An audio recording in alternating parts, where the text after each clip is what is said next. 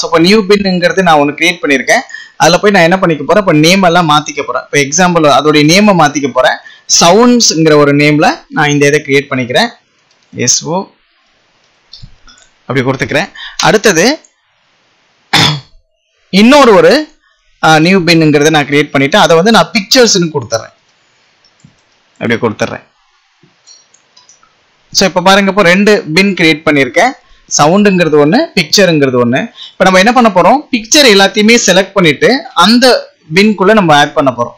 எல்லா பிக்சரையும் நான் செலக்ட் பண்ணிக்கிறேன். ஷிஃப்ட்டை ப்ரெஸ் பண்ணிவிட்டு நீங்கள் செலக்ட் பண்ணிங்கன்னா எல்லாமே வந்து உங்களுக்கு செலக்ட் ஆகும். இல்லைனா கண்ட்ரோலை ப்ரெஸ் பண்ணிவிட்டு கூட நீங்கள் வந்து செலக்ட் பண்ணிக்கலாம். ஸோ இப்போ ஒன்லி பிக்சரை மட்டும் இப்போ நான் என்ன பண்ணியிருக்கேன், செலக்ட் பண்ணியிருக்கேன். அப்படியே நான் மூவ் பண்ணி கொண்டு வந்து என்ன பண்ண போகிறேன், அந்த பிக்சர்ஸுங்கிற அந்த பின்குள்ளே நான் வந்து வச்சிடுறேன். வச்சோன்னே இப்போ எல்லாமே இதுக்குள்ளே வந்துருச்சு. இதை நீங்கள் கிளிக் பண்ணி பார்த்தீங்கன்னா, இப்போ நார்மலாக வந்து பார்த்தீங்கன்னா ஐகான் வியூவில் உங்களுக்கு தெரியாது. லிஸ்ட் வியூவில் கிளிக் பண்ணிக்கோங்க. இப்போ பாருங்க, இப்போ பிக்சர்ஸுங்கிற அந்த பின் வந்துருச்சு, ஒரு ஃபோல்டர் மாதிரி வந்திருக்கு.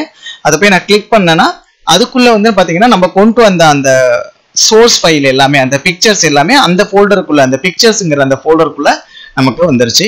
ஸோ இந்த மாதிரி வேணுங்கிறத நம்ம கொண்டு வந்து ஒவ்வொரு ஃபோல்டராக ஒவ்வொரு பார்ட்டாக நம்ம கிரியேட் பண்ணிவிட்டு அதுக்குள்ளே நமக்கு தேவையானதை கொண்டு வந்து வச்சுக்கலாம். அதே மாதிரி இப்போ சவுண்ட் ஃபைல் எல்லாத்தையுமே நான் செலக்ட் பண்ணிக்க போகிறேன். கண்ட்ரோலை ப்ரெஸ் பண்ணி எல்லாத்தையும் செலக்ட் பண்ணிவிட்டு இப்போ நான் என்ன பண்ண போகிறேன், அந்த சவுண்ட் அப்படியே கிளிக் பண்ணிவிட்டு எல்லா சவுண்டையுமே செலக்ட் பண்ணிவிட்டு அப்படியே கிளிக் பண்ணிவிட்டு ட்ராக் பண்ணிவிட்டு வந்து சவுண்டுங்கிற அந்த பின்குள்ளே நான் வந்து கொண்டு வந்து வச்சிடறேன். ஸோ இப்போ நம்ம என்ன ஆயிடுச்சுன்னா, இப்போ இதை கிளிக் பண்ணிங்கன்னா உங்களுக்கு சவுண்டு எல்லாமே இருக்கும். அதே மாதிரி இந்த பிக்சருங்கிற அந்த ஃபோல்டரை கிளிக் பண்ணும்போது உங்களுக்கு பிக்சர்ஸுங்கிற நம்ம கொண்டு வந்த அந்த சோர்ஸ் ஃபைல் எல்லாமே ஒரே இடத்துக்குள்ளே இருக்கும்.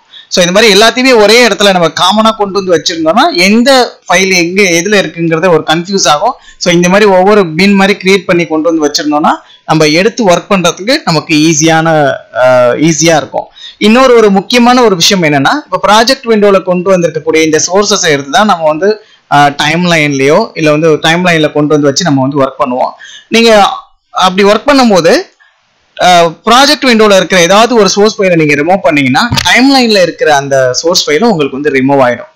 ஸோ உங்களுக்கு டைம் லைனில் நீங்கள் எப்போதும் வச்சு ஒர்க் பண்ணணும், உங்கள் ப்ராஜெக்டில் எப்போதும் அந்த ஃபைல் இருக்கணும்னா நீங்கள் அதாவது அது சோர்ஸ் ஃபைலாக அதை எடிட் பண்ணக்கூடிய விதத்தில் இருக்கக்கூடிய சோர்ஸ் ஃபைலாக உங்களுக்கு எப்போதும் நீங்கள் அந்த ஃபைலை வச்சு ஒர்க் பண்ணணும்னா கண்டிப்பாக அந்த சோர்ஸ் ஆப்ஷன்ஸ் எல்லாமே வந்து நம்ம சோர்ஸ் மூலயமா நம்ம என்னென்னலாம் கொண்டு வந்திருக்கோமோ அது எல்லாமே கண்டிப்பாக அந்த ப்ராஜெக்ட் விண்டோவில் அந்த சோர்ஸ் எல்லாம் இருந்தால் தான் உங்களால் வந்து டைம் லைனில் வச்சு உங்களால் எடிட் பண்ண முடியும். இல்லைன்னா உங்களால் எடிட் பண்ண முடியாது.